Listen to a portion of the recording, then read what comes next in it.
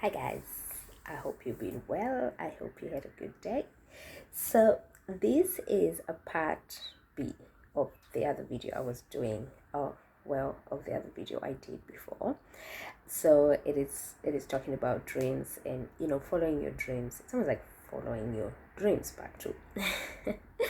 So, obviously I said I didn't want the other video to be too long, that's why I cut it short, but I'm just going to talk about on this one. I'll talk about one of the things that could um, deter you or stop you from following your dreams or even following through with your visions. It's one of them. I felt it is talking about your visions or your dreams to the wrong people. The wrong people, by wrong people, I'm not saying that, that people around you are wrong or right. It's just that it's the understanding of you it's the understanding of who your friends are, because I feel like even within your circle of friends there is hierarchy.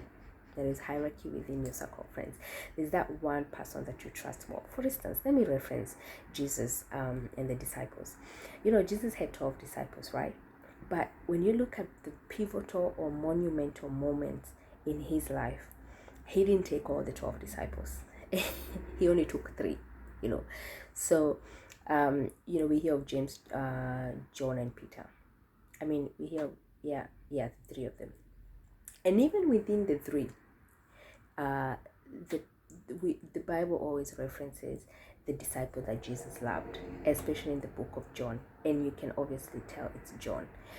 I love Peter, and I just feel like Peter was quite a character. Like, I think he was funny and hilarious, and he was always like probably second guessing himself and things like that. But it's like he loved Jesus. He's a very good reference of we are human, and we are work in progress and we fall short.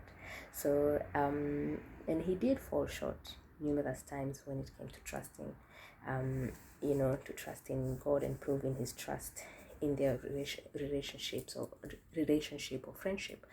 But that said, it just got to tell you that if Jesus himself, Son of God transformed to human, to come and he still within his circle of friends he had a smaller circle. So it's almost like you've got your circle, but then you got your inner circle, the smaller, tighter one. Those are the people you can share your dreams with, because again, referencing to the Bible, there are stories where you've had people had big dreams and they shared them with, I'm not even talking about friends, like in the story of Joseph, which is a story that I really love, because I love the triumph, I love the journey, the tribulation, but also the triumph of the story. Is he shared his dream with his brothers. These are his born brothers from the same womb, and yet they sold him. So it's your dream can you can destroy your dream from it will come from your vision, and between your mouth the distance between your mouth to the ear it's landing, you can kill your dream. Why I'm saying that is sometimes even within your circle of friends, it's not everybody who's got your best interest at heart. They love you when you're in that tight circle, but when you talk about your dreams and your dreams sound like they will supersede theirs, then they're not happy. Within your circle of friends, some people can be jealous, and that's something they know they are, and maybe they don't. But even I do believe a lot in that can kill your dream as well. The people who will be jealous, they might try and stop you, but they might have ill motives, and they're your friends, but they just don't like the idea of you superseding them. They're happy when you guys are on the same level of mediocrity. But, when you talk about, hey man, I want to pump it up, I want to step it up, then they're not happy, because they start feeling like you're on a competition. So I learned early on the importance of, when you've got a vision, you're the only one who saw the vision, by the way.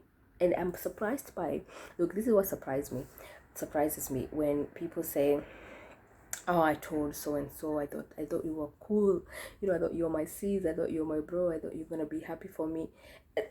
Circumstances happen. You start a business or you start a venture, and you, in your mind, you're thinking your best friend will be the first one to support you and to root for you, but it doesn't happen.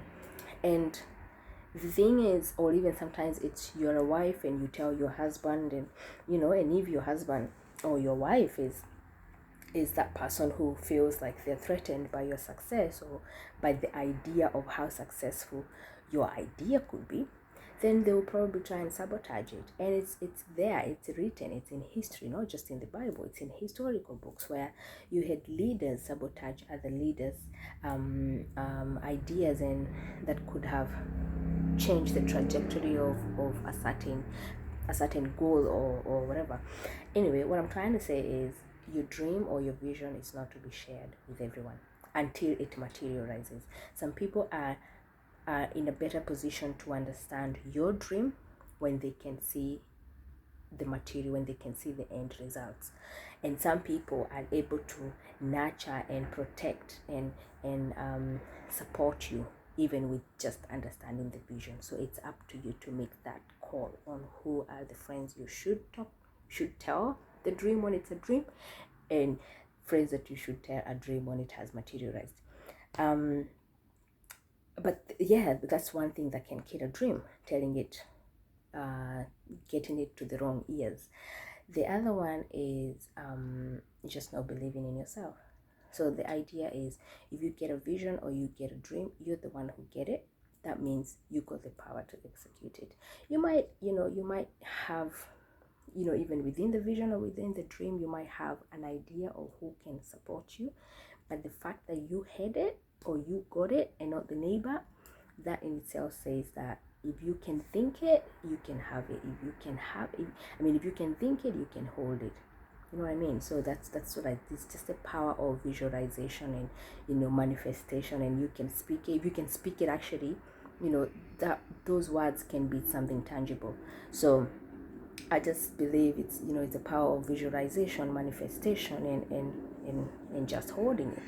So it's really powerful stuff if you really grasp what I'm talking about. But what I wrote here is, if you want to go for those trips, travel. If you want to get those scholarships, apply. You're not going to go for trips if you don't know where you want to go. If you are not going to travel if you don't find out how to travel. For instance, you're a Kenyan. I was a Kenyan. I know I want to come to Australia. How do I get to Australia? First and foremost, the simple thing to do, just Google passport index. Passport index shows you where the passport of your country ranks. And then it's an amazing thing. It shows you, I will share this as I talk about the countries I traveled and how I traveled to them, but you get to understand the countries you can travel without requiring a visa, and the countries where you can get visa on arrival, and the countries where you don't need a visa for an extended amount of time. Sometimes it's 90 days, sometimes, it depends. But it just shows you can travel. And you shouldn't say, oh, I'm not going to travel because there's no excuse. The excuse is yourself at this point. Applying for scholarships, you don't get scholarships. You know why? Because you don't apply.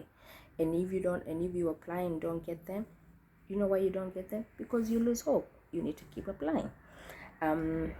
Questions. Ask questions. When you get a grade and you're not happy with it, go and question it. Because the fact that you had the idea that something could be amiss somewhere, that shows maybe something could be amiss, or it just could be a misunderstanding, or maybe it's okay. But learn. You don't learn until you ask. And then stand your ground. If you feel that something is not fair, there's some type of discrimination, or something just doesn't sit well with you, address it. If you don't address it, you're going to live with it. And I don't know which is worse. I would rather address it and know that I tried than not address it but then live with it. So I think, to me, it's those two things. The people you share your dreams with and yourself. Those two things, I feel that's what I've learned through life, that can hamper or even mess around with my dream. So it's just knowing that if God has given me that dream, it's up to me to execute it. He's rightfully told me that you have the capacity and you are ordained to actually go on and execute that dream and get the results or the goal you want to get. So that's it. So I guess what I'm trying to say is, if you have a dream, whatever that dream is, if your dream is to study from the country, or if your dream to start a business, to travel, whatever that dream is, you stand between you and accomplishing that dream.